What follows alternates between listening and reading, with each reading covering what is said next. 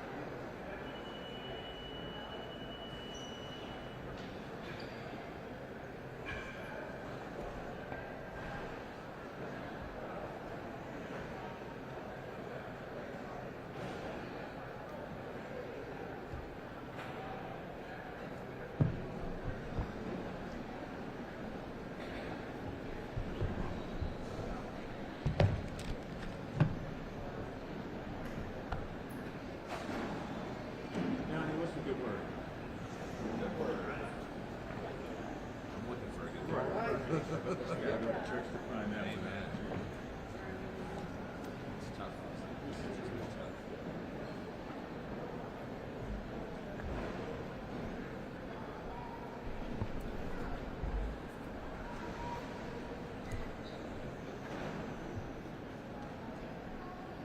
morning. We are now 8 days into this federal government shutdown. 8 days since the President of the United States could not close a deal to make health care more affordable for the American people. 8 days since the federal administration told all 50 states that you are now on your own. And I think about a conversation that we had with a woman in Baltimore where she said something that I think echoes loud and clear to everyone within our state. Where in this moment, she said, "Thank God we're in Maryland." And today, I'm proud of the fact that once again we are standing together as Team Maryland. That Team Maryland stood united the morning after the shutdown in Annapolis, and today, Team Maryland has come together again here at BWI. And I want to thank all of our partners inside the work, Senator Chris Van Hollen, Senator Angela Alsobrooks, Representative Sarah Elfreth, Representative Kwesi Mfume, Representative Johnny Olszewski, Senator Pam Beidel, and Director Shanetta Griffin. I also want to take a special moment to thank all of our federal workers here at BWI who have stayed on the job. Because what we know is that the shutdown continues. The vast majority of these workers will miss their first paycheck this Friday. We've also heard from the President of the United States yesterday when he threatened to withhold back pay for our federal workers. And I want to be clear that those comments are reckless, those comments are irresponsible, and importantly, those comments are illegal. To our federal workers, I'm sorry. I'm sorry that Washington seemingly cannot perform basic functions that states have to perform every single day. I'm sorry that Washington cannot seem to perform basic functions that your families are performing every single day. That we are talking about public servants, people who have dedicated their lives to this country, people who have taken an oath to make sure that airline safety is paramount, that we have a beautiful airport for people to be able to come and visit and witness, that we have federal workers all across the state who are doing things like making sure that our food is safe, that our critical infrastructure is protected, that veterans are getting the supports that they need, and not to mention the fact that 1 in 4 federal workers is a military veteran. But I can tell you one thing for sure. As you see, you're walking around here, our BWI workers are still here. They're on the job. But unfortunately, because of this situation, the majority of them are right now working without pay. And they're doing it because they're patriots. They're doing it because they know that this work matters. And it's a stunning contrast when we have federal workers who will continue to do their jobs with discipline and dignity and distinction and pride. And we have a president who's willing to shut down his own government and rob hardworking men and women from the paycheck that they have earned. So I want to be clear that here in Maryland and here in the State House, we will continue to do everything in our power to protect our people. We will never blink when it comes to defending Marylanders.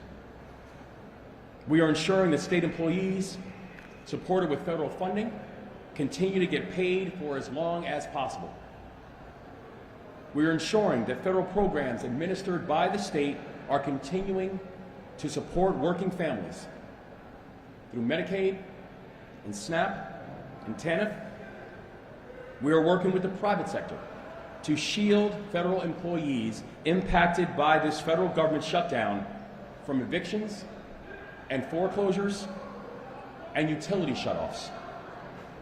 That many furloughed workers are eligible for unemployment insurance, and we will repay the funds once they start receiving a paycheck again. Earlier this week, we also launched a loan program through the Maryland Department of Labor to provide low-interest loans to federal workers. And we've worked with our credit unions and banks to offer financial assistance and payment flexibility for Marylanders who have been affected by this shutdown. For people who want to find out more information on these resources and things that the state are doing to support Marylanders, please go to go.md.gov/federal shutdown. And I know people have taken advantage of it because thousands of Marylanders have already started to use these resources since the shutdown began. Within hours of launching our emergency site, we hit over 10,000 views. And in fact, in a week, we have now hit over 45,000 views. We have now received 830 new unemployment insurance claims from federal employees, and we anticipate more coming in the days ahead. So I encourage all Marylanders to take advantage of these emergency resources and seek the support that they are entitled to and the support that Team Maryland wants to ensure that you receive. But I do want to be clear that no state is prepared to fill the enormous gap that is being created by this federal administration. So on behalf of 6.5 million Marylanders, my message to President Trump is the same message that I articulated at the State House last week. Stop attempting to gut health care for working families and end this shutdown now. You're the one causing it. We're the ones feeling it. It needs to end. And now with that, I will turn the program over to Representative Sarah Elford.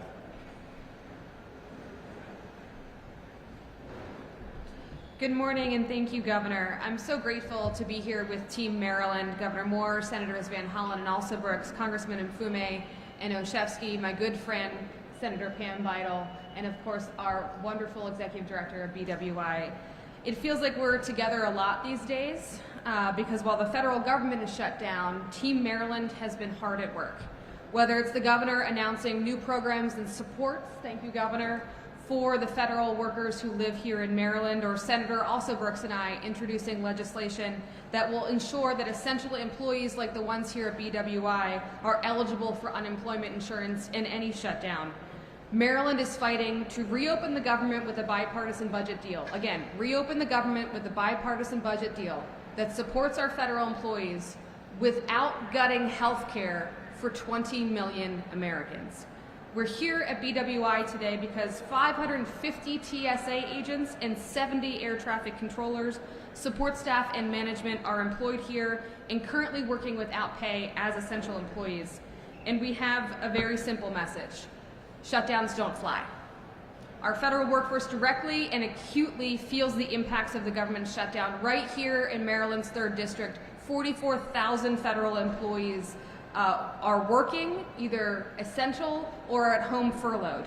These folks are our neighbors, but they are the ones who keep our skies safe and make sure thousands of Americans can get to where they need to go each and every day. So as the Governor said, first and foremost, our message, and I think everybody behind me would agree, is thank you. Not just during this shutdown, but thank you for doing your jobs for the last 10 months under the largest assault on federal employees this country has ever seen. Our federal employees are just simply not hearing that thank you enough. And we know that you all perform your jobs that simply cannot be abandoned because of chaos in Washington.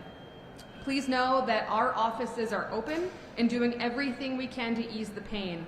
And that's why we are ready to work with our colleagues on either side of the aisle to reopen the government. But unfortunately, as the governor said, our Republican colleagues have refused to come to the table. We're in the district today because the speaker has called off votes for the second week in a row, unwilling to negotiate on health care. And as our communities begin to receive notices, those notices went out on October 1st, that their health care premiums are increasing. There's so much at stake right now. 190,000 Marylanders rely on those ACA tax credits, and without Congress acting, 190,000 Marylanders are about to experience a 68% increase in their health care premiums on January 1st. 68%. And even if you don't rely on the ACA tax credits, even if you're not one of those 190,000, all Marylanders are projected to see their premiums increase 13% if Congress doesn't act. Now, I don't know about you, but I don't know many neighbors who are anticipating a 13% raise next year to compensate for this surge in health care costs. The governor mentioned it, but it bears repeating. I feel the need to address the president's latest threat to break the law. And I'll repeat, break the law and not provide furloughed and essential workers with the back pay they're legally guaranteed to receive. They are legally guaranteed to receive it because a Maryland senator, former Senator Ben Cardin, sponsored that law, and it is the law, and the president is threatening. And I've said this from the beginning. The president continues to resort to threats that use our federal employees as pawns instead of honestly showing up and to the negotiating table and striking a bipartisan budget deal. I know my Maryland colleagues and I remain steadfast in the fight for our federal workers and for health care for all Americans. And with that, I'd like to turn it over to my partner and friend, Senator Chris Van Hollen. Thank you, Congresswoman Elfreth. Thank you for your leadership in Congressional District 3 and on behalf of the state of Maryland. I want to thank our other colleagues in the House who are here, Congressman Mfume, Congressman Olszewski. Thank you all for what you're doing to try to reopen the government of the United States, and that's what my partner in the Senate, Senator Alston-Brooks, and I are doing. Governor, thank you and your team for all you're doing to try to ease the pain, the unfair burdens that have been placed on federal employees at this time, and it's good to be here with other members of Team Maryland. I also want to salute our patriotic federal employees who go to work every day on behalf of the American people. Here at BWI, Thurgood Marshall, that includes the air traffic controllers, that includes TSA officials, and it includes others. They're part of a federal workforce that delivers for the American people. We are now 8 days into the second Trump shutdown. I say second Trump shutdown because I was in the Senate during the first Trump shutdown, and I think we all remember that. That was in 2018, 2019. It lasted for 35 days. We don't want this shutdown to last a day longer. But we're all here because President Trump has not come to the negotiating table. We call upon him today to join us in bipartisan negotiations to open the government. And the House Republican leadership, they're AWOL. They're not even in town. They are more worried about keeping the Epstein files under lock and key than they are opening the federal government. And in the United States Senate, Senate Republicans have now voted 5 times against the proposal that Senator Alston-Brooks and I voted for to open the government without giving Donald Trump a complete blank check for his lawless activities, and also to address an issue that candidate Trump said he was going to focus on day one, which is bringing down the prices and costs that are squeezing every American family and families throughout the state of Maryland. And we're especially focused on the time bomb that Donald Trump and Republicans left in place, that when it explodes later this year will drive up huge costs in health care in Maryland and around the country. You may remember a few months ago they passed what they called the Big Beautiful Bill. It was beautiful if you're a billionaire or very wealthy people. Those individuals had big tax cuts permanently extended. The tax cuts that they allowed to expire are the tax cuts that help middle-class families here in Maryland and around the country afford health care. Those are the ones that are set to terminate, and just this week, Marylanders began to receive their notices about how that would impact them. And yesterday I put out, and others put out, an example of what would happen to a 60-year-old couple in Salisbury, Maryland, that makes $90,000 a year. They would see their current premiums more than double, from $641 a month to $1,762 a month, almost triple. We all know that Donald Trump is not just shutting down the government now. He has been shutting down the government in pieces from day one. We remember Elon Musk said he was going to take a chainsaw, that's his metaphor, not mine, to government services. We've all stood outside the Social Security Administration, where they let people go and made it much harder for people to access their benefits. Russ Vought, who is Donald Trump's right-hand budget man, infamously said that he wanted to inflict trauma on federal employees. And that is what they are doing now. And the most recent example is their big lie that federal employees will not receive their full back pay when the federal government reopens. These are mafia-style threats that have no basis in law. I remember working very closely with Senator Cardin and our Virginia colleagues and others when we passed that law to ensure back pay for all federal employees. And if you go back and look at what the Trump administration said at the time, they recognized that that was not just back pay for that shutdown. It was to make sure that in all shutdowns, federal employees are made whole at the end of the day. And in fact, if you look at the guidance that OPM, the Office of Personnel and Management, just put out in September, it says the same thing until they took it down. So this is fear-mongering that the Trump administration is engaged in that has no basis in law. We want to end this shutdown. I outlined the proposals we've talked about. In the meantime, we are doing everything we can to ease the burden, both the governor and his team at the state level, all of us at the federal level, and I want to close where I began by thanking those federal employees who really work day in and day out to provide those services to the American people. And they'd be the first to tell you, in addition to the pain they're suffering when they're not able to perform those services, the American people end up losing the benefit of those services.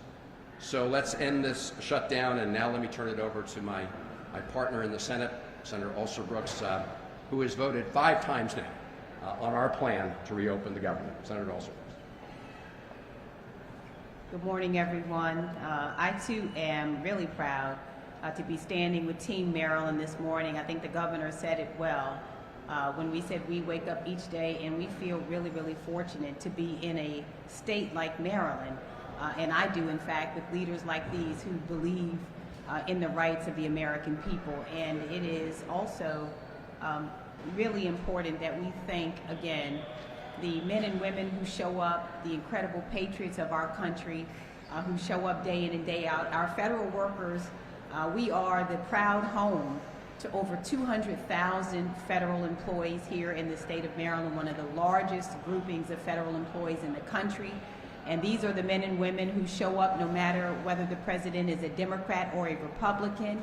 I have met the federal employees who have worked for decades inside our government to make sure that our water is clean to drink, the ones who are there to ensure that important research moves forward to cure cancer and Alzheimer's, the ones who make sure they're able to predict hurricanes. And these are the very people that this administration so shamelessly decided that they would attack, and this whole witch hunt against federal employees virtually started on day one. You've already heard Senator Van Hollen say that Russell Vogt, whose words echo those of his leader, who are cruel. These people are so cruel. They are so callous. What has been done here, I should go ahead and say it, is so wicked that they said virtually on day one that it was their intention, this is what Russell Vogt said, that people would feel so traumatized, our federal employees, that they wouldn't even want to come to work.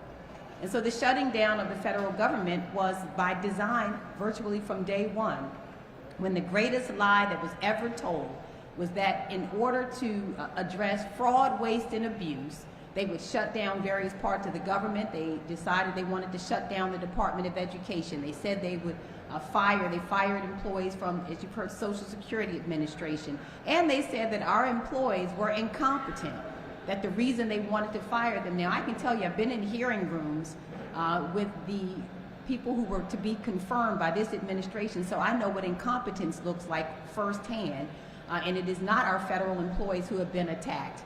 But the greatest lie told is not only that we don't need these federal employees and that they are incompetent, but the design of this administration, it should be very clear, is to repurpose government in order to benefit billionaires. So to fire and to gut out these federal agencies, and it has been done with one intention, and that is to repurpose government, not to serve the people, the hard-working middle class and working class people of our country, but it is instead to benefit the billionaire friends of this administration. That is what this is all about. And in this latest episode of this horror story that we have been reading all year long, we have now seen the Republicans shut down our government. And that's an important statement, because the greatest Jedi mind trick that I have been watching is for the Republicans to say the ones who control the White House, the Senate of the United States, and the U.S. House of Representatives now say that the party that is not in the majority is the one that shut down the government. These Republicans who control and who have the keys to the kingdom shut down the federal government rather than support affordable health care for Americans. That's what this is about. They'd rather shut down the government than allow Americans to have access to health care and to have affordable health care. We see the cuts to Medicaid. We've seen also now this ACA tax credit issue, which is a huge issue. If they do not extend it, we know now that millions and millions of Americans will lose their health care in 2026, and we know millions more, up to 24 million more, will see their premiums increase. And this is on top of everything that this administration has done to attack the middle class and working class families by making it more difficult to afford the cost of living. We've seen these horrible tariffs that will cause the cost of goods to increase. We've seen also the cost of groceries have increased by about 3% just this year alone. And so it flies in the face of everything they promised, which was to make our lives better. And I want to ask the question, has it gotten better yet? Under this administration, whose life has gotten better yet? Has it become easier to afford the cost of living? Of course not. The mood of the country, none of us can remember the mood of the country being as angry and sad as it's been. And this is all at the hands of these Republicans who have refused again to side with the American people, to make our cost of living such that people can afford to live. And when they didn't get their way, what did they do? They shut down the government. And so we've heard from our employees here, federal employees, my constituents, who I want to thank for all that they have endured. Many of whom have said, you know what, we want you to reopen the government. And we have, as Senator Van Hollen has said, we have voted now 5 different times to not shut down the government and to roll back these Medicaid cuts and to make sure that we are extending the Affordable Care Premium Tax Credit so that Americans can simply afford their health insurance. But these employees have said, you know what, we want you to stand strong, open the government, and please protect our health care so that we can afford to be able to take care of our families. So I am going to hand over now the microphone to Congressman Kwesi Mfume. And again, I want to thank so much all of my colleagues who are standing here for the work. We're going to continue to work on behalf of Marylanders and do everything in our power to ensure that they are able to care for themselves and to care for their families.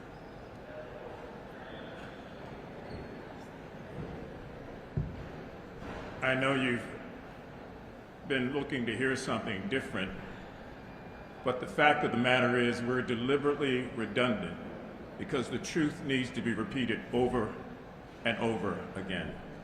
I want to thank Governor Moore for this emergency effort as an executive order to provide forbearance and to provide monetary relief to those persons in our state who are really up against the wall as a result of this Republican shutdown. And I want to thank all of my colleagues who are here, both our senior and junior senator, Senator Van Hollen, Senator also Brooks. I want to thank Sarah Elfreth for convening us here in this district to underscore just how dangerous these cuts can be, particularly when we talk about air safety. I want to thank our executive director and CEO of the airport and our great supporter here and others who have come out to be with us. Sarah, Johnny, and myself on the House side have been fighting day in and day out to do one thing, and that was to avoid a shutdown. This shutdown was totally avoidable, but the Republicans are fearful that if they convene us, the 218th signature will go on a discharge petition, and all of the information about Jeffrey Epstein will at last be released. This has a lot to do with a lot of things, but don't underestimate the need for them to protect those who were associated with Jeffrey Epstein. Now, when I say avoidable, you would think that most people would not want to punish other people by increasing their health care by 10, 20, 50, or even 100% in some cases. You would think that.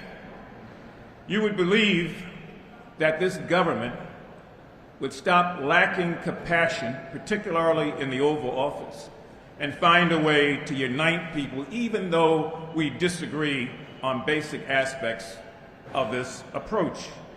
And you would think also that for those persons who are not going to be able to replace the cuts they're going to receive as a result of Medicare, and for those who are going to watch their ACA payments go up, that at the very, very least, the President and members of the Congress on both sides of the aisle would be compassionate enough to pull back from that.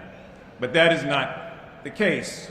And so the reason it wasn't avoidable was because the Republicans wanted to get out of town. And when you're out of town, you can't negotiate. And we've been in Washington day after day after day after day, waiting to try to have dialogue and discussion. And the Speaker of the House refuses to convene us. I think that's a sin. I think it's shameful. And more than anything else, it is wicked. Speaker Johnson, while this shutdown is underway, there are things we can do to ease the pain. We are here at this beautiful airport where people are flying in and out every day, and where air traffic controllers have to worry about being told they've got to work extra hours with very little pay, that they've got to do that and they won't see that pay until after this is all over. And they put at risk the safety of the American public, not because they don't care. They've been working around the clock.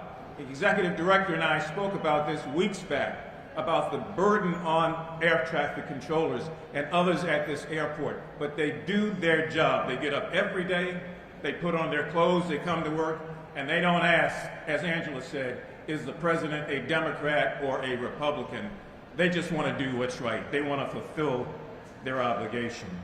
So, Mr. Speaker, while this is underway, at the very least, come back to Washington, convene us so that we might be able to put forward and pass an emergency supplemental aimed at finding a way to pay air traffic controllers all over this country until this thing is settled. At the very least, Mr. Speaker, don't continue to put at risk the lives of Americans who are flying day in and day out. The failure of the Speaker to act while this is going on is just as bad as the shutdown that we've seen.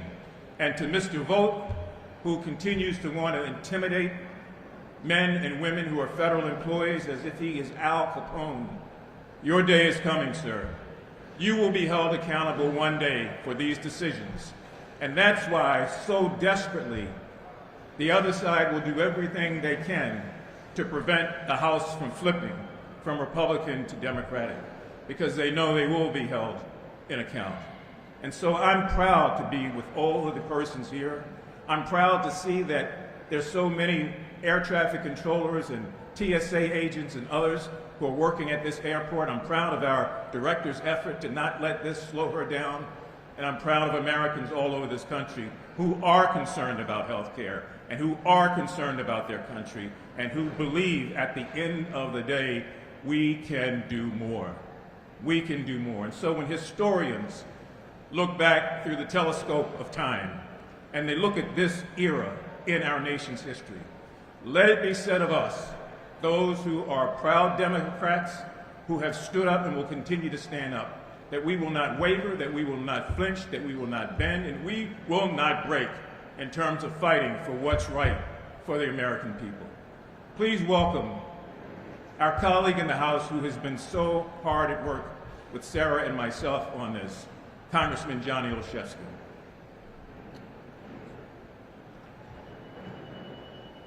Good morning, everyone. I have just a few thanks to give, and then I'll raise 3 points to conclude us this morning. First, my deepest thanks to the men and women who are federal employees across this country. People who are keeping our airports open, just like here at BWI, who are showing up to work in our military, at Social Security, Department of Education, trying to meet the needs of their fellow Americans while their pay is being withheld. I'm going to thank Governor Moore and his team and his partners, people like our amazing Executive Director and Senator Bidel, who are, with great care and compassion, Governor Moore and his team and his partners are meeting the need of fellow Marylanders in this moment when they're being left behind by this administration. And I want to thank Team Maryland. I want to thank our Senators Van Hollen and also Brooks for proving that there is a way that we can meet the need of the healthcare challenge. We can prevent the tax hike that Republicans are pushing and reopen this government. They've proved it 5 times now. And I want to thank my colleagues in the House, Representatives Mfume and Elfreth, for their leadership in also pushing to keep this government open and to meet the needs of the American people. The 3 points I'll make to conclude today are: 1, federal employees are not political pawns. And we've seen first an administration that has already fired over 15,000 Marylanders, the most in this country, then turning to threaten to fire even more during a shutdown. It's so far out of the norm, but then again, this is a president that loves to live outside of our norms. It's followed up by threats to then not pay workers, a clear violation of the law. This must be a president who has amnesia. He's forgotten a bill that he himself signed. Our Speaker has forgotten that he himself voted for legislation that Senator Cardin and Van Hollen supported, that Representative Mfume and Speaker Johnson, as I said, voted for. These workers are the backbone of our country. They should not be politicized, just as we shouldn't be threatened with cuts to green infrastructure projects across this country, especially those states that just happen to be led by Democrats. Second, these impacts go beyond our federal workers. While they are feeling the brunt of this shutdown, we know that there are implications at places like BWI. We saw it in Nashville and in airports across the country yesterday. The American people are suffering too, because they can't get access to questions about their student loans, to questions about their Social Security and their veteran benefits. It's wrong, and we need to end the shutdown. And third, we can't end the shutdown if we're not talking to each other. And as my colleagues have pointed out, Speaker Johnson has skipped out of town and told Republicans not to show up, so that we can't even meet the need and support people during the shutdown. as Representative Mfume pointed out. So I'm calling on the President, Republican leaders to come back to the table, to join my colleagues so that we can address this health care crisis, and it is a crisis, and to reopen this government in a responsible and bipartisan way. And with that, I will turn things back over to our host here in District 3, Congressman Sir Elfreth, to lead with Q&A. Thank you, Congressman Olszewski. We'll take questions.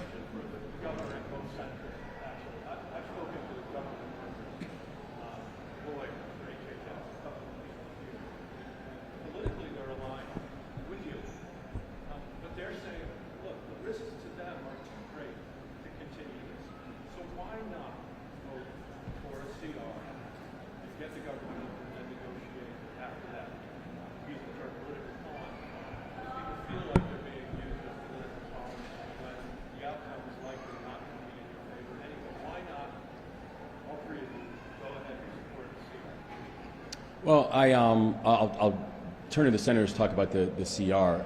The thing that I know is this, is that what the president initiated last week is not a deviation, it's a continuation. Because this is what's been going on for the past 9 months. You know, since Donald Trump has taken office, he has now fired over 15,000 Marylanders who are federal workers. Over 15,000. That's the largest number in this entire country. That since Donald Trump has become the President of the United States, we have seen how grants have been pulled from our institutions, how Donald Trump has attempted to shutter federal agencies, how Donald Trump has now tried to, in many cases illegally, try to cancel projects that were set to come to the state of Maryland. So this is not some type of new day deviation where the president can stand on a hill and say, well, I'm just trying to keep government open, when that's a direct deviation from what he's been doing for the past 9 months. This assault on our federal workers is ongoing from the President of the United States. So I'm thankful that we have a federal delegation that's standing firm and saying a prerequisite for keeping the federal government open should not be raising premiums by 70%. That a prerequisite for keeping government open should not be cutting people off of health care. Because if that's what keeping government open means in the world of Donald Trump, then I think all of us have a very real problem with that interpretation of what keeping government open actually means and looks like. But Thank you, Governor. The governor had it exactly right as to what's happening. In addition to the fact that we're going to face this big explosion in healthcare costs that will hit people across Maryland and across the country, we cannot give a lawless president a blank check to continue to do what he has been doing from day one. Firing federal employees. I met yesterday with federal employees who'd been fired in the first couple months of this administration. Their cases are winding their way through the courts. Some courts have already found that some of those firings are illegal. And as the governor said, they are withholding funds, very important funds in the state of Maryland and around the country, that were part of the earlier agreements that we all voted for. You know, the Constitution doesn't allow the president to cherry pick what parts of the law he will enforce and where he will make those investments and where he will not.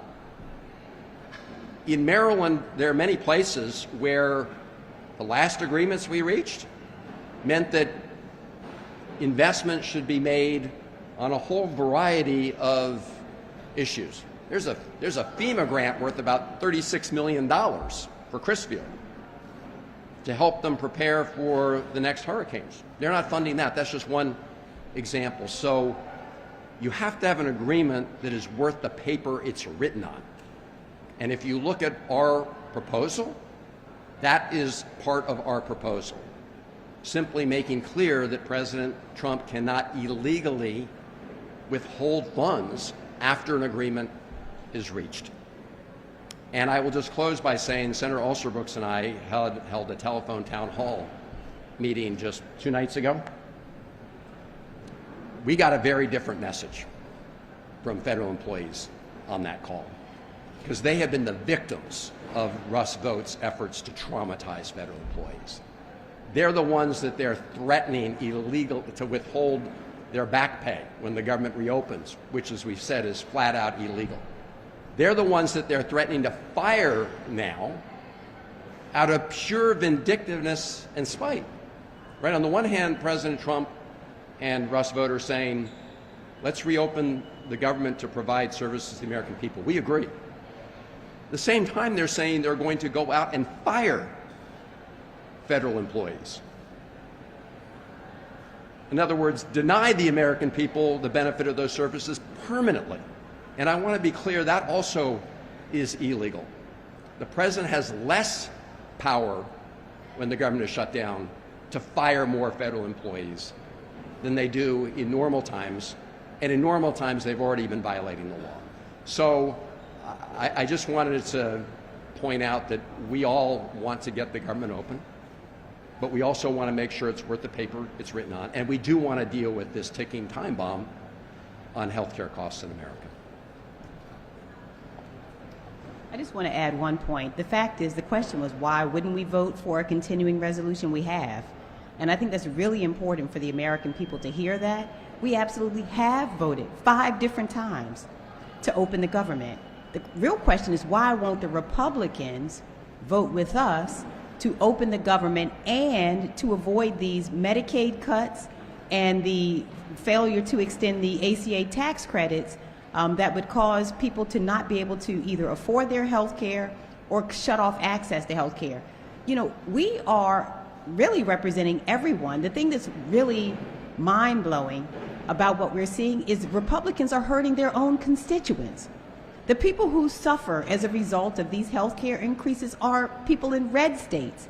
In our own state, we have the greatest concentration, some of the greatest concentration of Medicaid recipients are in the reddest parts of our state.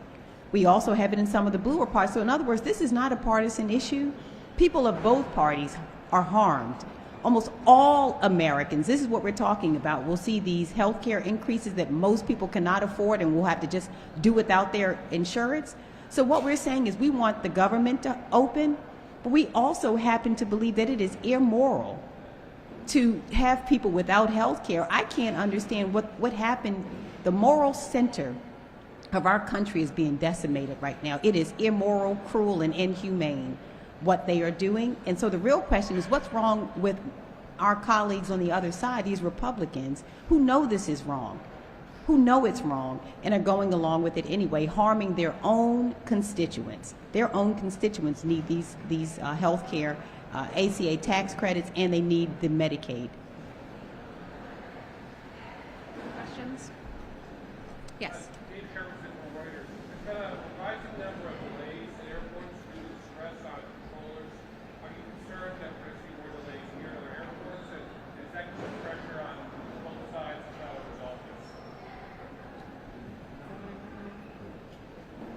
One of the reasons, yes, to answer your question, it does put pressure on both sides of the argument. But one of the main things that I mentioned earlier is that I'm calling on the Speaker of the House, who's the Speaker over Democrats and Republicans, to find a way to convene us, since they have gotten out of town the last 10 days and refused to talk, so that we could talk about creating an emergency supplemental appropriation, separate and apart from everything else, to be able to make sure that air traffic controllers around this country are not in the situation they're in, that they're being paid.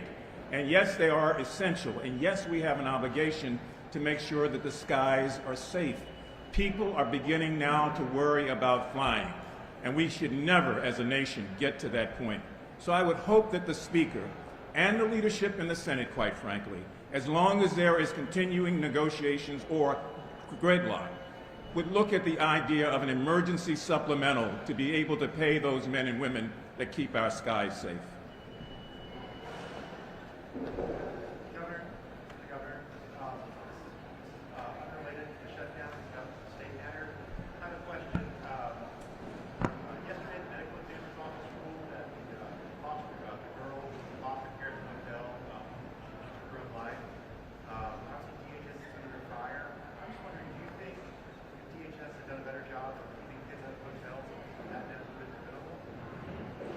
you know, when we learned about the situation and the unfortunate,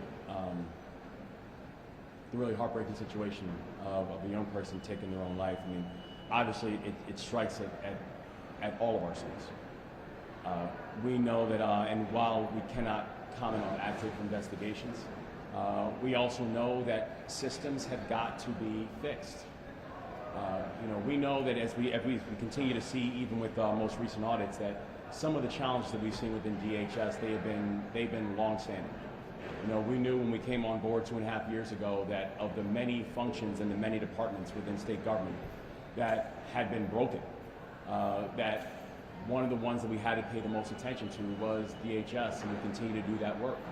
But while many of the challenges that had begun under the department began before our administration came on board, our administration has a firm commitment, and I am placing firm accountability on all of our people to make sure that we will use our time here in office to fix them. And so we know that the systems that need to be addressed both in DHS and other state departments, that it becomes a core responsibility of us to ensure that they are addressed.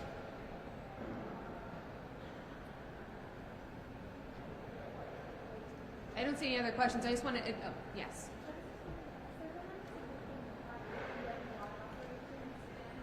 Can't hear you.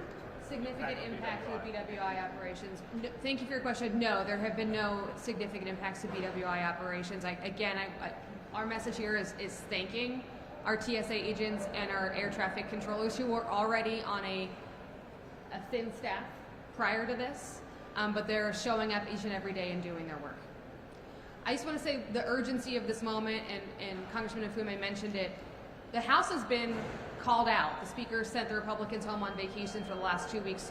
I'm heading to Washington right after this. We are ready and willing to negotiate a bipartisan deal. And the urgency of this healthcare crisis is right now. The Speaker has said, why don't we negotiate in 7 weeks? Our constituents can't wait 7 weeks. Their letters with their premium increases are already at their mailboxes right now. The insurance companies are not going to wait 7 weeks for Congress to get itself together. We have to act now, and that's why I'm so proud of Team Maryland for continuing to press this issue, continuing to be willing and ready to work with anybody who's really ready and willing to work with us to reopen the government with a bipartisan budget deal that protects the health care of tens of millions of Americans. Thank you.